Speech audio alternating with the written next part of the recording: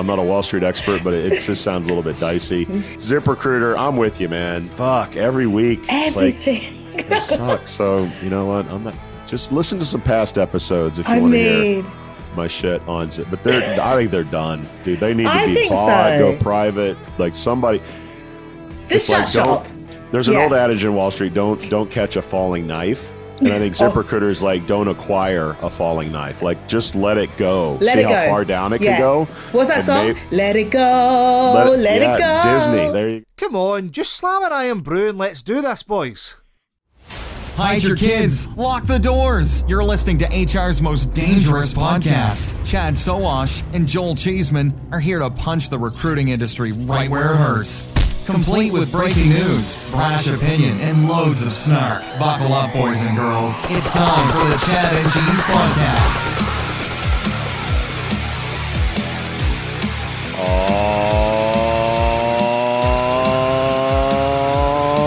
Oh, yeah. BIGPOPPA. No info for the DEA. Hey, boys and girls, it's the Chad and Cheese Podcast. I'm your co-host, Joel, the real creator of the world equalized Cheeseman. And this is Emi, the Duchess Beredugo. And on this episode, it's earnings season again. Score one for the humans and pay transparency anarchy in the UK. Let's do this. Hospitality is the heart of our society. It brings people together to share great food, drinks, and experiences. But successfully managing a restaurant or hotel is no easy feat. That's where Harry comes in. Harry is the frontline employee experience platform that helps you build, manage, and engage great teams. With Harry, managers can easily find and hire top talent, manage timekeeping, and communicate with employees at any time from any place. Candidates and team members can quickly and efficiently apply for jobs, swap shifts, and access important information entirely from their mobile devices. And Harry's robust employee engagement tools make team members feel more connected than ever. With Harry, as an owner or operator, you get a bird's eye view of your business, from turnover cost, labor cost, employee sentiment, compliance risk, and team performance. Run your business better by understanding the power of your people. Because when your team is the heart of your business, Harry is the heartbeat. See how it transforms your business. Emi, what's good? Hey, how you doing? How you doing? It's been a long time since it's just been me and you on the podcast. I think it was last year, November. Yes. Yeah, before the holidays. It was a good primer for some downtime. Absolutely. Now Chad is Euro Chad full effect. We'll get to his video in a second where he explains what's going on. But how you been? Do you know what? I'm now looking forward to a holiday. I'm just looking at my calendar and thinking it's mid-May. Yeah. I haven't been on holiday since October. Typical European. Time for a little vacation, a little holiday. I just want to be on a beach, exactly, sipping a margarita. Now, is your passport up to date? Is your passport renewed? You don't want to get into that again. Don't, please. Like, I'm getting like trauma and like PTSD from like the whole passport debacle. But yes, my passport is now renewed. Well, I'm glad. I'm glad you told me that story. So if I'm encapsulating this, you went on holiday. It wasn't. You have to renew up to 6 months or 6 months prior to leaving the country. Which alerted me to think, oh, I probably need to renew mine. Yeah. And I got to say, government efficiency can happen. I renewed my passport totally online. Really? I didn't go into a post office. I didn't fill out any forms. The picture that I got, we go to a drugstore. People will know Walgreens. And they usually give you little hard copy photos, and then you put that and you take it to the post office. They gave me a digital copy this time, and I thought, well, that's kind of weird. Like, why would on a floppy disk? How do they do it on a chip? It's not my new Christmas card, right? But they gave me digital, and they gave me digital because in America now you can renew your passport. You can upload the photo. You don't have to send in your old passport. So I did it, and it's probably been about 2 weeks, and I got an email yesterday that it is on the way. So if you haven't renewed your passport, if you're thinking it's going to be a pain in the ass, it's really quite easy now. So just I don't know how online. it is in the UK, but in the US now, at least if you already have a passport, it's super easy to renew it. I'm pretty sure we can do it online, but I went in and I did a a couple of hours one. So went in, filled out all my forms, came back a couple of hours later. So I got my new black passport, which is really weird because my last passport was red. So anyone online looking at it, and it's cheap and flimsy. But yeah, that's me now. Stupid question. Is there a reason why it was kind of a burgundy, right? The British passport. That'll be Brexit. Brexit with all their fuck ups and changing everything and making everything worse means that we now have black passports. So is if I'm in France, is it that burgundy? What if you're British and going to France? No, your passport used to be burgundy and now it's black. Is there a reason why it was burgundy? It's not Brexit, is it? Brexit wasn't we're going to make passports black now. But I think that's part of the reason. So when Brexit happened and we left the EU, we now have the black passport saying United Kingdom, Great Britain and Northern Ireland, British passports. So all of our passports are black. Okay. Yeah, because we left the EU. And you say it's cheap? It's flimsy. My Lord, it's flimsy. But I mean, I've just bent it for anyone looking online. The US one now, it's almost like a credit card. The main with your picture and everything. It's really? Yeah, it's really robust. So, they speak to the guys over here, please. Honestly, this one's shit. So, we need a new passport. It's crap. As long as the barcode works and they get you in and out. As long as it gets me on the freaking plane next month on the beach. I'm not even supposed to be in the country. Do you remember last month I said I was supposed to be in Dubai hunting down, the being involved in a deal and rippling saga. Yeah, I'm still here. So hopefully July I will be there. Here's your chance to show off. How much vacation time do you get as a British citizen? Oh, I think, to be fair, I've got holiday rolled over. So I think at the moment I've got about 35 days rolled over. I probably actually shouldn't say this online because Yes, just going to rub it in. And my manager will be listening and probably so will my VP go, no, Emi, you haven't spent your holiday? So, but yeah, I got loads of holiday. But we normally get about 28 days. So I will be chilling on that beach. Loads of holiday. But we're glad you made time for the show this week, especially with shout outs. So without further ado, is it time for shout outs?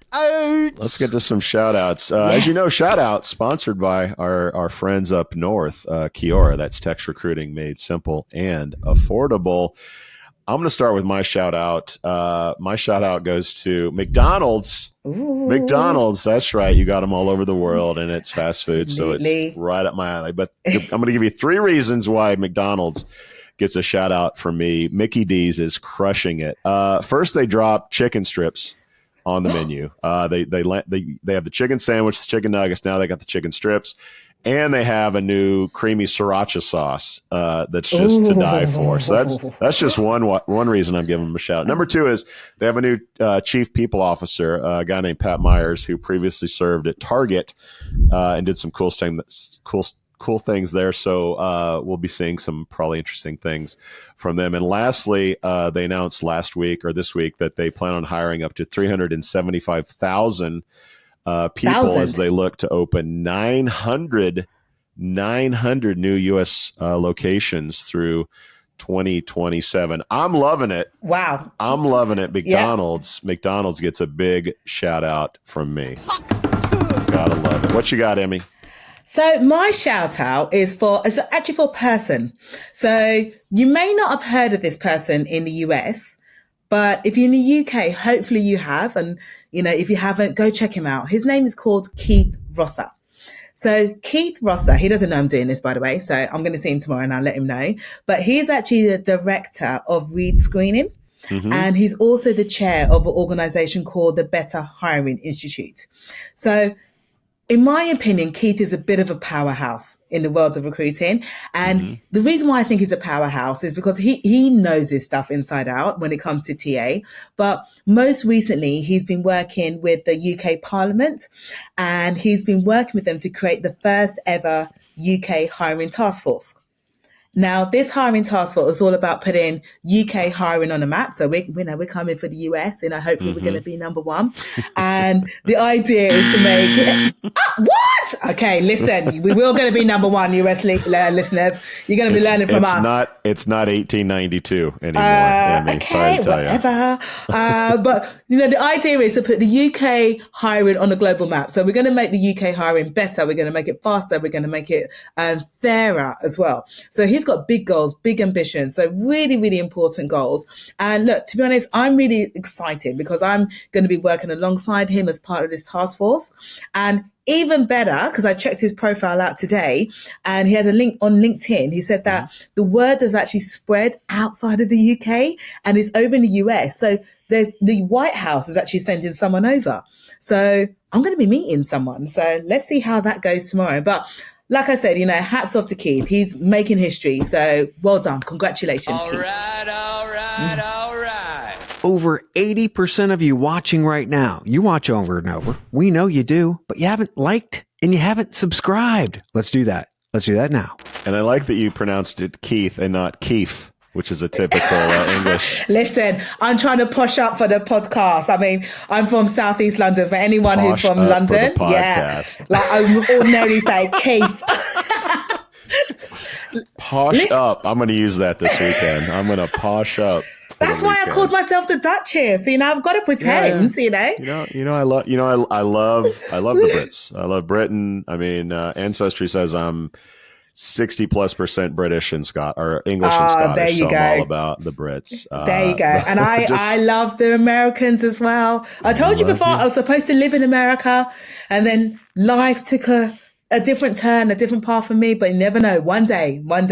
I'd like to say the door's wide open, but I'm not sure in Trump's America that it is wide open. Although let's have that conversation again in about 4 years' time. Because we do have a spot open because Chad, as you know, has left the country and is now in Portugal. We can replace. And one in, one out. In Chad fashion, He's got an excuse. I'm not sure I'm buying it. I'm gonna play his video. He sent this in from the beach. Very nice of him to do that. But let's check this out to see why Chad is not here and what his shout out is. Hey, Joel and Emi and listeners. Why isn't Chad on this week's show? Well, Europe called. Eurochad is back, and my mic said not this week. I'll be back next week, but in the meantime, I have a shout out. Shout out is to the new Pope. That's right. The new Pope. The Leo 14. And the shout out goes to Chicago and Portillos. Why Portillos? Because Portillos knows how to celebrate a new Pope. They came out with the Leo, which is a divine Italian beef sandwich. That's right, with some heavenly gravy on top, some little sweet and sour peppers if you like. But what I'd like to do is I'd like to also challenge Matt Lavery and Joe Shaker to get out to Portillos, try one of those out and report back. Let us know, give us a review, let us know how it ranks on the Italian beef slate there in Chicago. But again, shout out to Portillos, the only way to celebrate a Chicago Pope. That's right, American-born, Chicago-born Pope is Italian beef. Shout out to Portillos. And guys, we'll be back. I'll be back next week. But until then, it's okay. I'm okay. Later. He's okay. Look at him. He's okay. You're not going to fall for the banana in the tailpipe? Do they have clouds in Portugal? I swear every video he's in, it's just clear blue skies everywhere. 100%. And look at it. I'm just at the beach chilling and like, oh yeah, of course my mic broke down at the last minute. Chad, we don't believe you. You're lazy. What are you doing? Get back on the mic. All right, real quickly, Chad's getting into my lane here a little bit. There are no sweet and sour peppers on a Portillo's Italian beef. It's either sweet or hot. Oh, I love this. I love how you know your food. And my challenge to Joe Shaker and Matt Lavery is there any difference between the Leo and just a regular Portillo's Italian beef? Because I see nothing different. They're selling it differently, but it's pretty much the same ingredients from what I can tell. So unless I'm wrong, let's get some Chicagoans in on this. And by the way, Chicago Pope won Green Bay Pope 0, just in case you're they're big rivalries, by the way. Are they? If you don't Okay. know. Okay. I'm learning. All right. Well, Portillo's Italian beefs are not free, Emi, but we have free stuff from Chad and Sheev. More stuff to love about us. So we're giving away whiskey, some bourbon from our friends at Van Hack, more Canadians, as you know. We have a nice selection of chicken cock for everybody that gets to win that. Of course, everyone loves chicken cock. Oh, I love chicken cock. I do. That's right. That's right. We have free T-shirts from our friends at Aaron. AaronApp.com. We also have free beer from our homeboys and homegirls at Aspen Tech Labs. And yeah, you know how we do. If it's your birthday, we might send you a bottle of rum from our friends at Plum. I know I can. I can feel it all the way down. Not to mention free syrup from our friends at Kiora. That's Pappy's Bourbon Aged Barrel Syrup. So who's celebrating a birthday this week and last week, because we missed it, I was in Vegas. We got Jim Lowe, Alicia Buchler, Lucas Roscoe, Karen Heatwell, Katie Gentry, John Tehan, Kevin Lowe, Alan Jason Bourne, Laura Martinelli, Nikos Lavidas, Loca, Paul Norman, Ed Newman, Jenny Rutt, and Ward Crispin. Happy birthday! Crispin, sorry. All celebrate another trip around the sun, which leaves us to travel, sponsored by our friends at Shaker Recruitment Marketing. While they're having some Portillos, we'll be thinking about them as well. We'll be at RecFest, Emi, as you know, which you will as well. That's July 11th, 12th, I think. Yeah? I was going to say 10th or 11th. 10th, 11th, 12th. It's that Thursday in there, whatever that Thursday is. Cole Cheeseman is making his third appearance in Nebworth. He'll be passing out T-shirts, taking notes, and maybe I can even talk him into having a beer. Otherwise, go on. We'll have some fun there. Anything you're looking forward to at Nebworth in particular? Do you know who I am looking forward to? Mm-hmm. Now, she's going to love this. I met this fabulous woman last week. Yeah. Actually, she's from the US, flew over from the UK, and she's just a similar role to me. She does a recruiting enablement role. And for people who don't know, there's not many of us around in the world. Mm-hmm. In recruiting enablement is quite an emerging function. So I remember when I joined the company, I remember that kind of stalking her on LinkedIn. Now I had the pleasure of meeting her in person, but she's also going to be talking at RecFest, and she's actually going to be talking on the stage that I'm hosting. So if anyone's thinking of coming down, definitely buy your tickets. Definitely get over, watch Molly on stage. She is fantastic. So I'm glad you mentioned poetry, which is run by a bunch of Scots, from what I understand, and I'm looking forward to seeing my favorite Scot. Welcome to all things Scottish. Our slogan is, if it's no Scottish, it's crap! One Stephen McGrath. And I'm also excited, if you see the thing behind me there. Does that definitely maybe. Oasis, so maybe. Yeah, so gonna be the one that saves Oasis, the cover band, is the entertainment this year again at Nebworth. I heard that. At least that's the rumor. So I am really excited about that, to get back to the UK. All right, before we get to topics, we got some layoff news to talk about. Microsoft laying the hammer down on about 6,000 employees.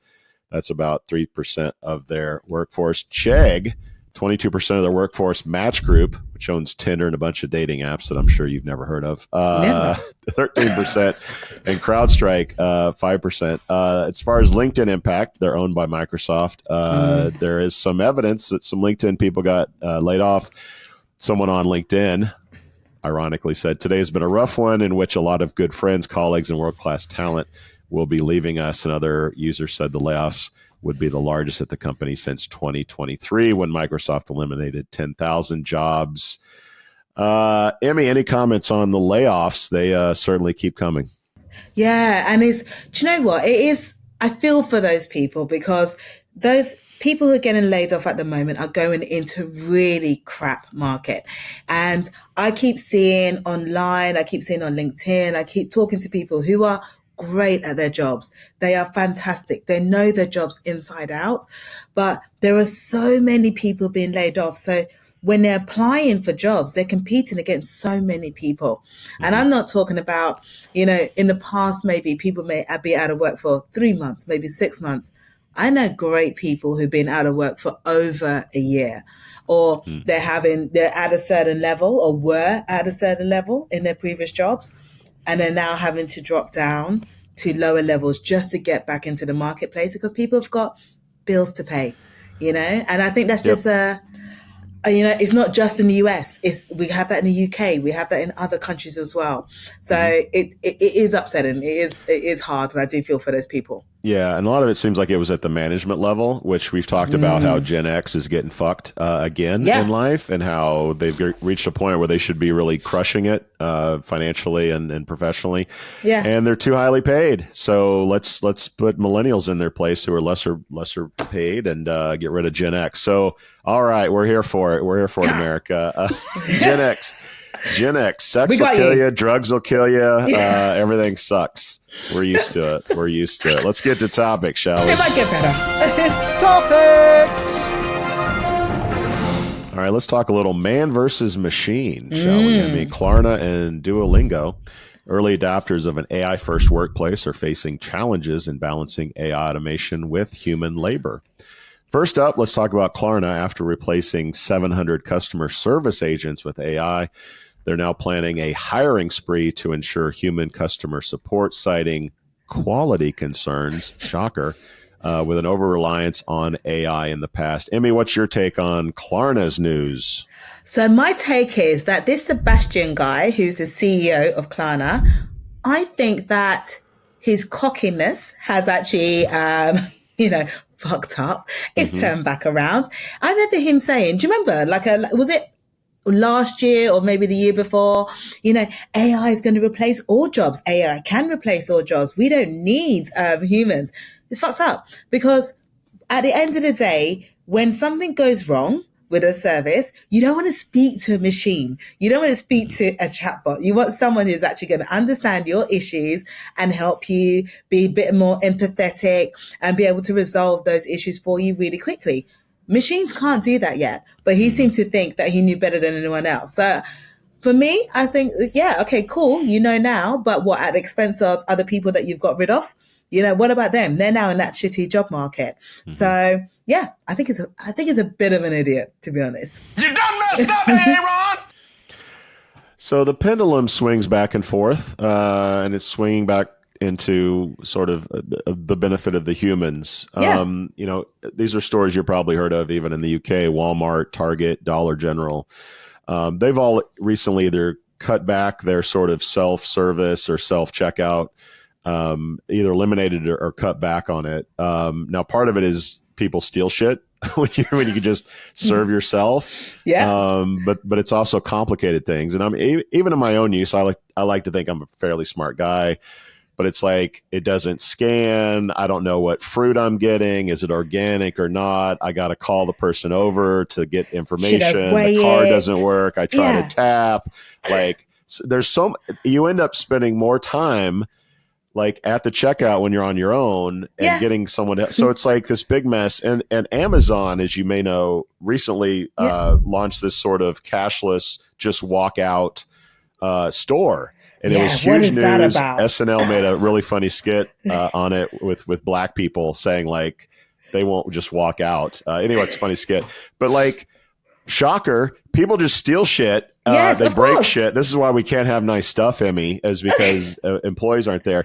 But yes, companies are realizing we can't just full on wholesale automate this shit and think that it's going to turn out okay. No. And I can tell you that I have an 85-year-old dad and I have a 14-year-old dog. Both of them need health care. And I'm on the phone with vets and nurses and all this shit. The automated whatever decision tree that I have to go through is awful. And you didn't say that. Press 1 to speak to this person. Press 2. It's like just put me through to a freaking person. Bill. Number 2, if you'd like. And you just press 0 until you get through to someone. It's like zero. Talk to someone, please. Talk to someone. Don't want to talk to a freaking automated machine. And I do think that there's a opportunity for companies that are people heavy. you're never going to walk into an In-N-Out and get automated. No. Like there's certain experiences that you just expect, like Chipotle. If there's ever a kiosk in Chipotle, again. I'm out. I mean, it would take a lot for me to get out of Chipotle, but like that, there's certain brands that you expected. I think with McDonald's, it's okay because you want your $5, meal deal, and you're okay to be at a kiosk and kind of deal with some shit. But for a lot of brands, dude, they're running into a problem with sort of not seeing that this whole automation thing isn't quite what it's. Yeah, it's, you just can't fully automate all of a human's job. You can do the low level administrative side. Yeah, absolutely. No problem. Automate the hell out of that. But when it gets more complex, when it requires decision making, when it requires creativity and problem solving, AI is not there yet. So you cannot fully rely on a machine to do that for you. And it doesn't feel, because like you said, when you're on the phone and you just think, just get me through to a fucking person, it's like you want someone to actually empathize and understand how you're feeling and help you feel safer, help calm you down.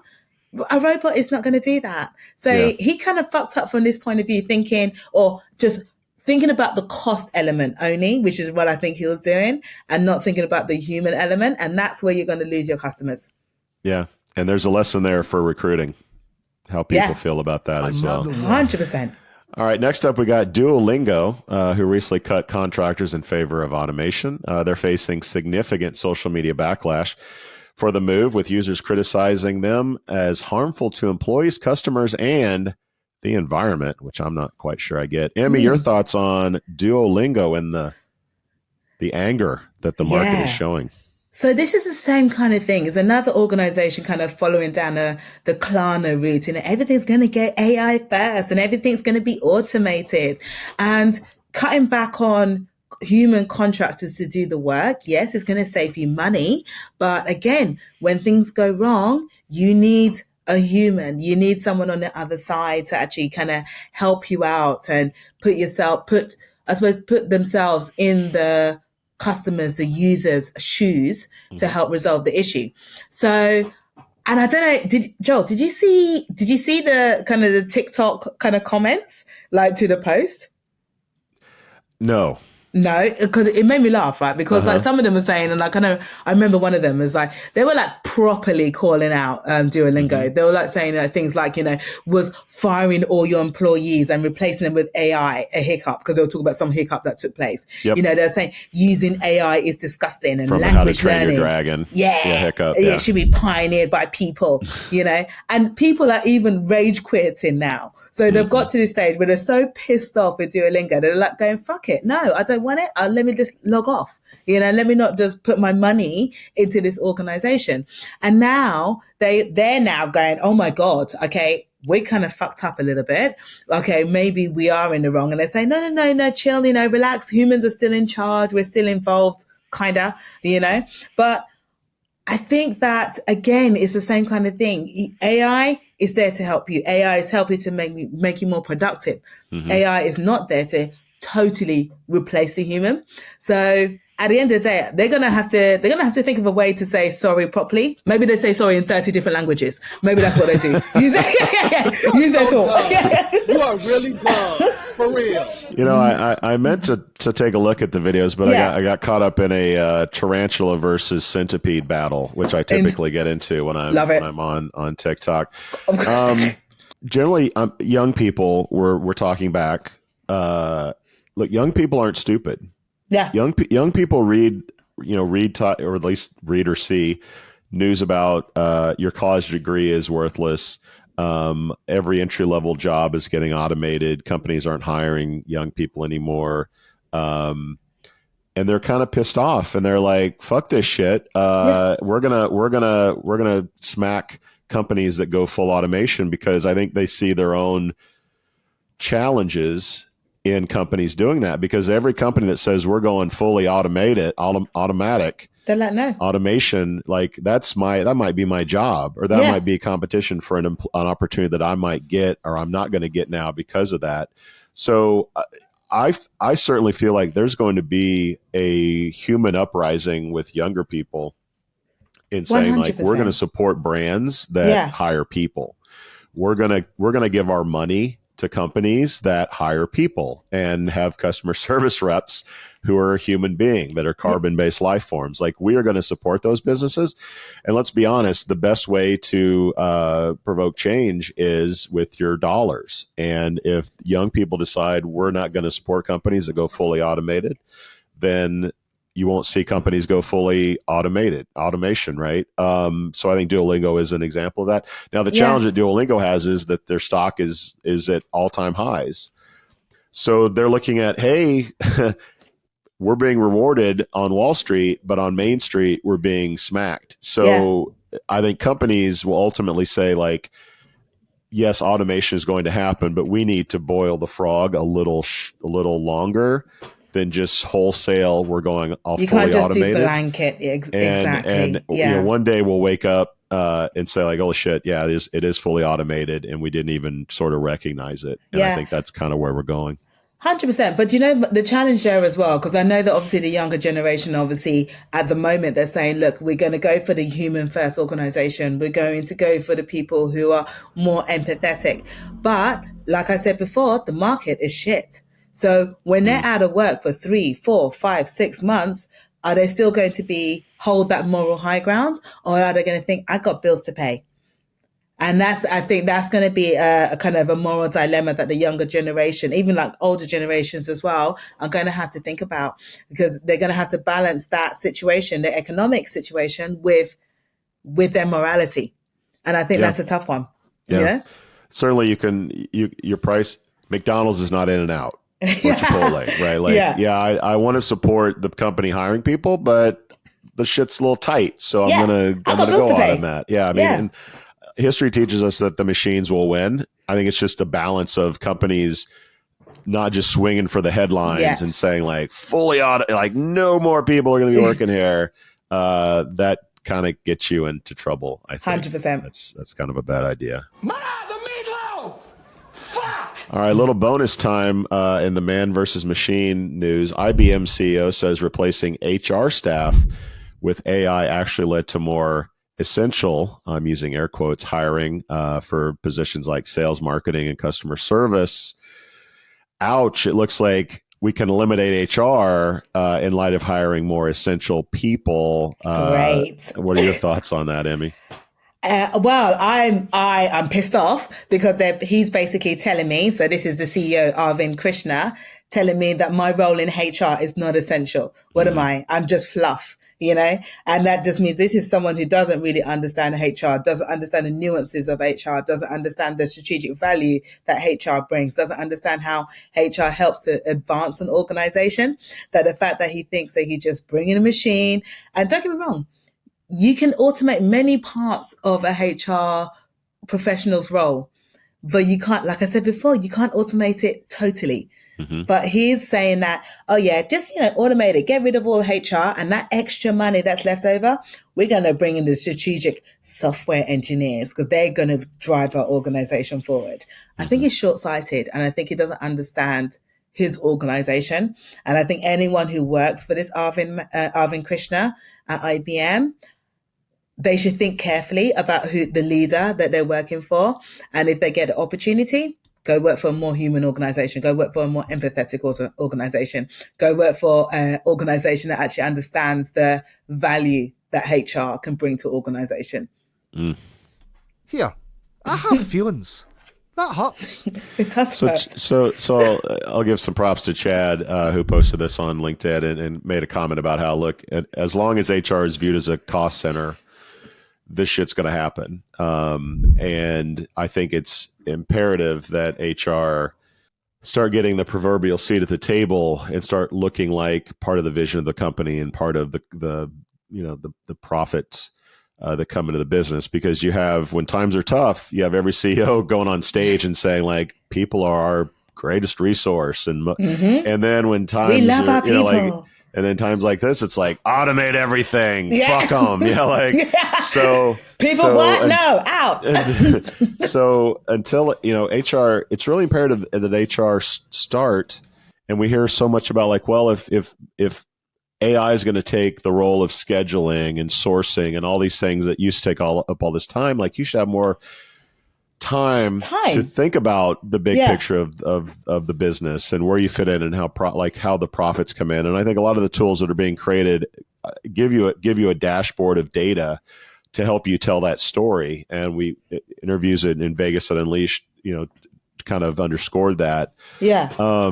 I also think that some of the stuff that Kevin Wheeler's talking about, I don't know if you know Kevin, he's got a Substack. He's been around a long time. Mm-hmm. But he talks about, he's pretty medieval about shit's over. Like, the recruiting jobs, a lot of the HR, like a lot of these jobs are gone and there's nothing you can do about it. But in light of that, just like, the meteor that hit the earth and killed the dinosaurs, something else came in place of that. And he talks about jobs like chief empathy officer and cultural curator, among others, as new jobs that will be created out of sort of this replacement of HR. Look, a great English scientist, right? Charles Darwin, adapt or die. And people in HR have to adapt to this new reality. I don't think they can just say, hey, you're dumb. I think they have to evolve, adapt, take on new positions, take on new roles, just to survive if they're going to. Yeah, I'm with you to some extent, and this guy that you mentioned as well. I mean, do I think that AI is going to replace the jobs? I mean, there's so much press out there saying, AI is going to take your jobs. AI is going to take your job as a HR professional. AI is going to take your job as a recruiter. I don't believe that. I do agree that your roles are going to adapt. Yeah, you don't need to be, as an AI professional, spending all your time, AI professional or recruiter, for spending all your time scheduling interviews. This is admin. Important, but it's admin. Yeah. Where can you add value? By advising hiring managers and interviewers on best practice, on how to hire fairer, how to hire more inclusively, how to improve your process so it's more effective, how to find people who are going to drive your organization forward. And I think for so long, HR professionals have been saying, I need to have a seat at the table. I need people to listen. But I've been hearing this ever since I entered the recruitment agency. And I think I've been in it for about 18 years now. The story hasn't changed. So I don't know whether or not is we as HR professionals, we're not positioning ourselves properly, or other organizations just still see us as a fluffy function, that we don't add much value. I think it's somewhere in the middle. But I think that this kind of person like Arvind Krishna, the IBM CEO, I think he is a dinosaur. I think he's not a great person to follow. I don't think he's really truly believes in his organization. He's just seeing HR as a lowly kind of function. A necessary evil, if you will. I want salespeople. I want these, but this is a necessary evil. I want people who can go out and make money. I want people who can develop the actual products. But I don't realize that. But the recruiters, for example, are the people finding the people who are going to do that, who are going to sell your product and build your product. They're the people who are retaining the people within the organization. They're helping you to design the structure. Yep. Yeah, I think similarly to Klarna, like 700 customer service people gone and realizing, oh shit, we needed those people. The same thing may happen in our space as well. Yeah.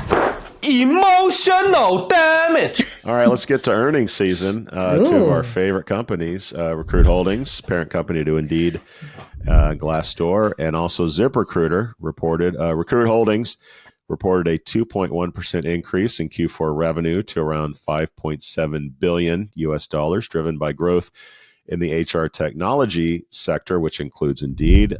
It saw an 11.5% year-over-year uptick. Meanwhile, ZipRecruiter reported a 10% decline in first quarter revenue to $110.1 million, and the company forecasts a similar decline for Q2. Emi, your thoughts on all of this earnings goodness? I mean, what I would say, I'm surprised that Recruit Holdings, like you said, who own Indeed and Glassdoor, are kind of holding ground.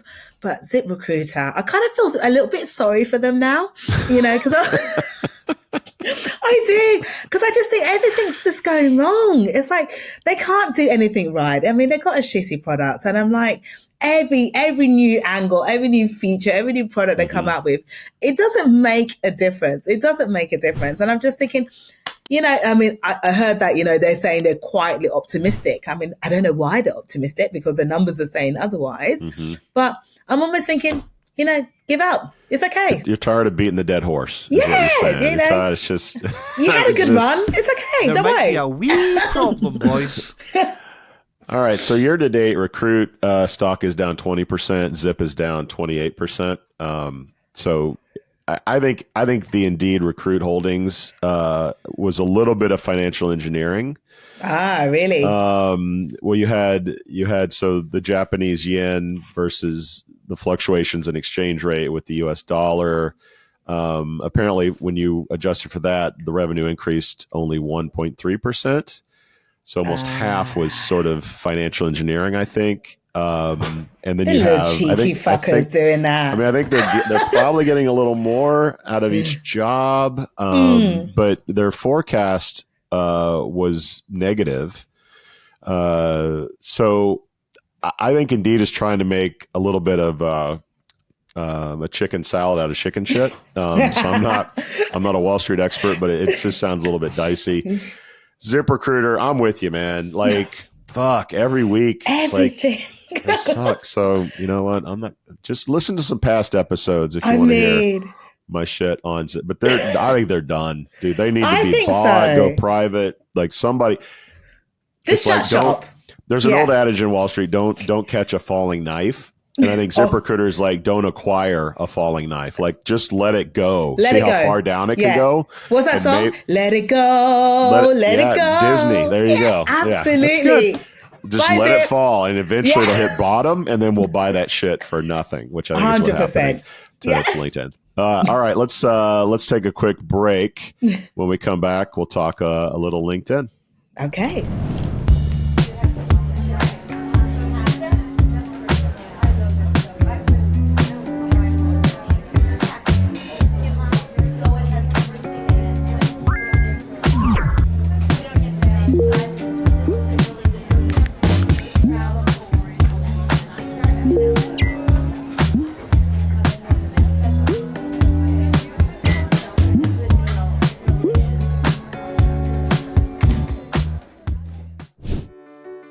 So you posted a new job ad. Now you can sit back and wait for the applications to roll in, right? That's why we built JobPixel. Imagine showing candidates why your company is great with real people, real stories, and real culture. With JobPixel, it's not just another job ad. It's an invitation to something much bigger. Video gives you a 3 times better response rate. So instead of chasing after candidates, they'll be coming to you. And with a 34% boost in conversions, candidates aren't just looking, they're applying. And if you're worried about people clicking away, don't be. Our videos reduce bounce rates by 25%. That means they're watching, they're engaged, and they're interested. 282% more engagement. Yeah, you're gonna need a bigger inbox. Finding the right candidate is tough, but with JobPixel, it doesn't have to be. Show your company's authentic story, and the candidates will follow. Let's make recruiting fun again, because honestly, it could use some help. Do you want to see how JobPixel can save you time and money while achieving your KPIs? Schedule a demo today.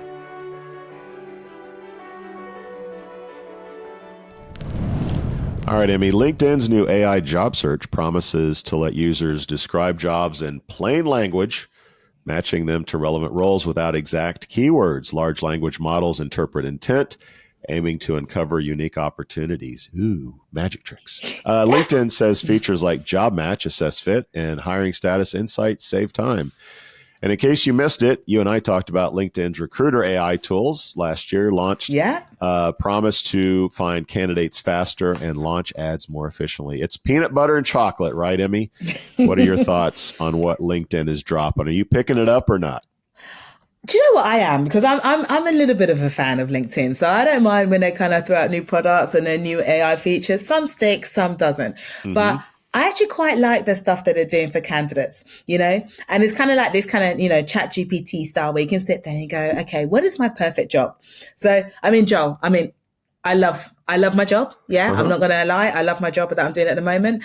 However, my ideal job, if I had to work, it'll be like 2 hours a day. I'm going to sit at home in my sweatpants, and then I'm going to I have a holiday, and maybe review some reality TV, because I'm a massive reality TV fan. You know, so give me some like kind of Married at First Sight, Love is Blind, you know, Love Island. That'd be my ideal job. So what LinkedIn is saying now is that you can just use that ChatGPT style kind of prompt, put in your ideal job into the LinkedIn search, and it will pull up those kind of job searches for you, those job search results for you, making it that whole process of job hunting just that little bit easier. So I think they're doing great stuff in terms of putting themselves in a job hunter's shoes and empathizing with them a little bit more, because it is tough out there. So why not make it easier? You know what I have not heard at the two conferences that I've been to this year? Yeah. LinkedIn's new recruiting tools are amazing. They're game changers I in our didn't say business. amazing or game changing. Well, I said I'm I'm a bit of a I'm talking fan. about the recruiter stuff. The recruiter stuff, not the job seeker stuff. Okay. So the recruiter, real quickly on the recruiter. Yeah. LinkedIn makes so much money from recruitment. They can't just hatchet the shit up and like change direction. They need to boil that frog really slowly. So if you're expecting incredible innovation out of LinkedIn for recruitment, don't hold your breath, because they make so much money from recruitment. They're not going to upset that apple cart anytime soon. Now to the job seeker side, it's time for a history lesson. Time for a history lesson. All right. 20 years ago, I sat down with some executives at Career Builder, and they said to me, do you know what the number one search is on Career Builder? Do you want to guess? No. All jobs. All jobs was the number one search. Why? Because everyone wanted to go through every job. They did not trust that Career Builder would give them the right jobs for their searches. Maybe they didn't trust that the employments would put the jobs in correctly. They just weren't willing to roll the dice. They wanted to see all the jobs, at least maybe near them, right? Okay. So do I think that job seekers are willing to just roll the dice with LinkedIn saying our AI is so good, it will on a silver platter give you only the jobs that you want? Maybe. But I think there's a greater chance that job seekers are like, okay, I'm going to trust, but I'm going to verify. So, okay, of course, all your LLM stuff, that sounds really cute, but I'm still going to look through all the jobs anyway, because you might have missed some of those. Yeah. I think that most of what LinkedIn is doing is they know that active job seekers are going to go. They know that active job seekers are going to like take a baseball bat to search, look at every job possible, apply to every job possible. What they want to do is attract more of the passive job seekers, because I can tell you that getting recommended jobs from LinkedIn has sucked. They literally think I'm the host of they literally think I'm a host of an Applebee's because I'm a co-host of a podcast. Like they cannot connect host and host for what I do. Yeah. So if AI can say like, okay, we know you're not going to come here look for a job, but if we can sort of like tease you with a pretty good job that's really a great fit or like exactly what you're looking for, we might get you to come to LinkedIn and apply to that job. So I don't think this is about the active job seeker. I think this is about getting that passive enough of a little tease, a little bit of something there You're teasing me. that they might want to get that they'll apply to the jobs. And I think for recruiters, recruiters are kind of sick of shitty candidates applying to jobs. And the fact that you have Lazy Apply and all these automated tools that are like apply to every job under the sun. It's fine. And we'll customize your resume and cover letter to be the perfect candidate. I think employers are over that shit. So if LinkedIn can get you a better passive job seeker to start applying to these jobs, that's going to make their customers happy, because they have a real problem with shitty resumes and fake applicants and all that other shit. So I think this is where it's going. I don't think it's a panacea, but I think it's an incremental improvement. Yeah, exactly. To get better. It's one less reason why podcasters can't complain about LinkedIn, maybe. 100%. I'll be there with them. I'll still champion them. And speaking of complaining, guys, if you like the show so far, if you like us or not, we don't care. Leave a review, subscribe, go check us out on YouTube. We want to hear from you and we want to connect with you. But when we get back, Emi's going to tell us all about pay transparency in the UK. Yes. At Shaker Recruitment Marketing, our comprehensive services include branding, talent attraction, MarTech, and analytics, empowering you to achieve your recruitment marketing goals. We believe in doing things the right way, delivering the right message through the right activation, achieving the right conversion.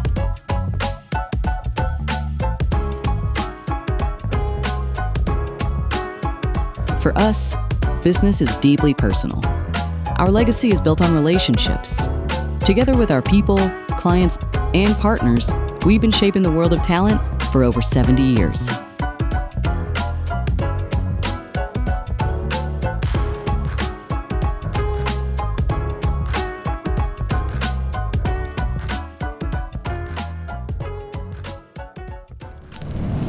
Is this your first summary that you're reading? Yeah. Ooh, okay. All right. I'm going to sit back and bask in the genius. Here we go.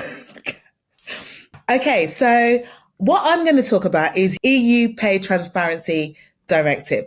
So for me, this is actually a big deal. And I think it should be a big deal for anyone who's actually recruiting in the EU, especially if you care about pay equity, fairness in hiring, or just not wasting a candidate's time in interviews. So for people who don't know, this is a law that actually requires EU employers to be open about how they pay people. And the whole idea about this is to try and close the gender pay gap that still exists, unfortunately, in 2025. And for all those people in the EU who are recruited in the EU, have business in the EU, this is coming in 2026. So Joel, do you know, I know you have this in the US, but how much do you know about what's actually going on in the EU and what's actually coming next year? Is that your summary? Are you done? All right, there you go. Good job. So I'm by no means an expert in the EU legal system and what they're doing around this. I can tell you that it was certainly a topic that we discussed fairly frequently when the Biden administration was in office. I think a lot of this has gone by the wayside under the Trump administration. But I mean, to me, a lot of this is market driven anyway. Number one, jobs that have a pay range perform better. Yeah. If you want people that can look at a pay range and go, that's a job I want, because that's a major reason why people apply to jobs is they know what it pays. Exactly. So you don't have a lot of randos that are like, what's the pay? And oh shit, I was it's competitive. More. Yeah, so it's just better jobs. Number two is it's better for diversity, because people that don't want to bargain, negotiate, that don't want to do the hard sell, maybe the job doesn't, benefit from it, or you're not a personality type that does that. Like, you don't have to barter or bargain around what the job pays, and so you're going to get a more diverse group of people apply to the job. And frankly, the market is going to do this for you anyway.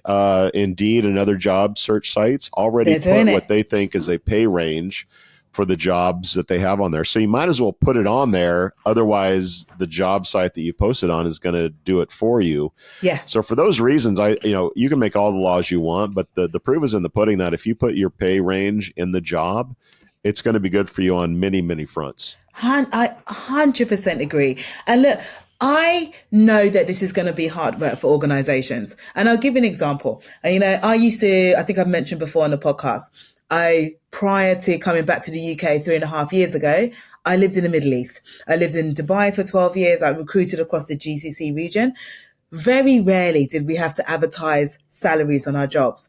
And then I came back to an organization in the UK and they said, hey, we put all of our salaries on our jobs. And I was like, what? Why? Why would you do that? How would you negotiate with candidates? Surely if you put a salary range on your job descriptions, candidates are always going to ask for the top end of the range. So to be honest, I was nervous. So I can put myself in the shoes of recruiters or organizations who are now facing this and now realizing, shit, I'm going to have to do this next year.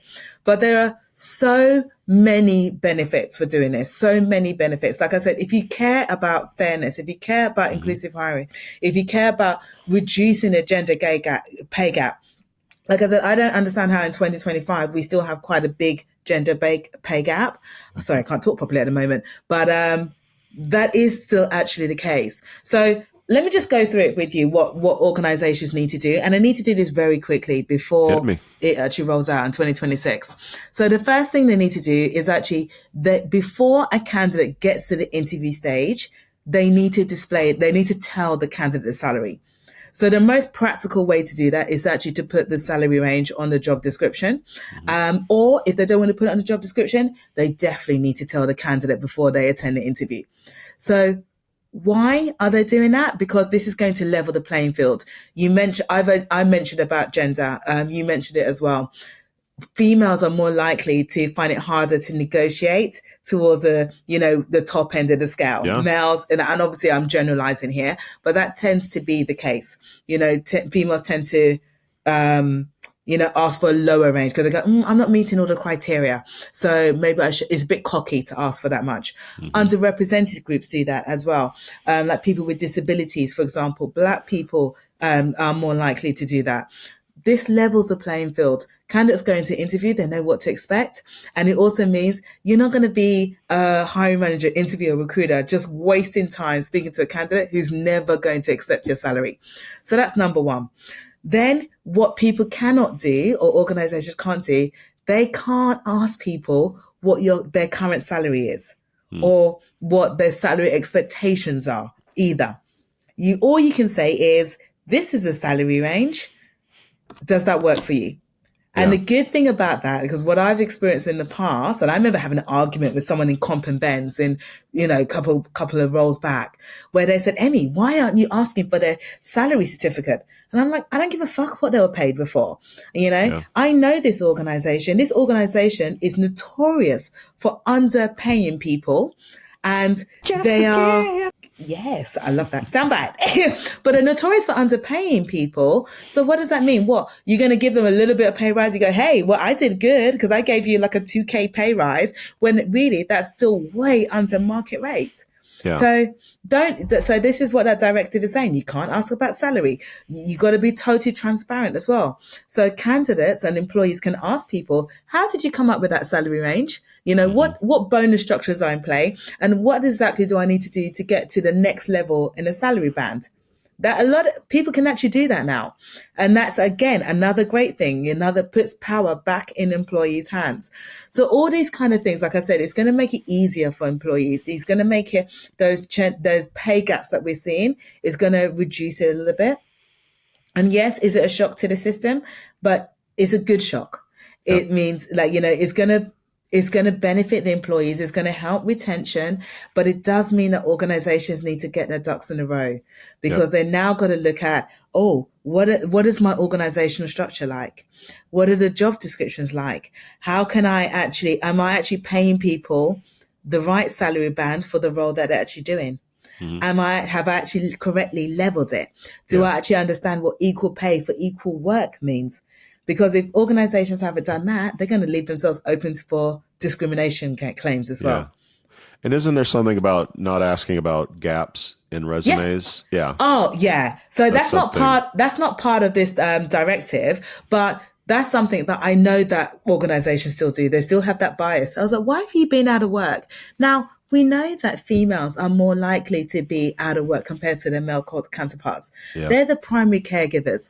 And because of that, whether it's maternity or they're looking after a relative, for example, that means that when they've been out of the workplace for a while, their skill set isn't diminishing, but yet when they come back into the workplace, employers are more likely to go, no, sorry, you've been out for a year, 2 years, so we're not going to pay you as much, contributing to that pay gap, which is where this salary pay transparency is coming in to try and address that. And speaking of contributing to the gap, Let's get to this week's dad joke. Are you ready? Okay. Come on. I love the segue there, by the way. Speaking of inappropriate. All right. Have you heard the book about the transgender whale? Have you heard about the book about transgender? Do you know what? The transgender whale. Again, every time I come on this podcast and I hear these dad jokes, I get scared because I'm just like, where the fuck is this going now? No, Joe, I haven't heard of this.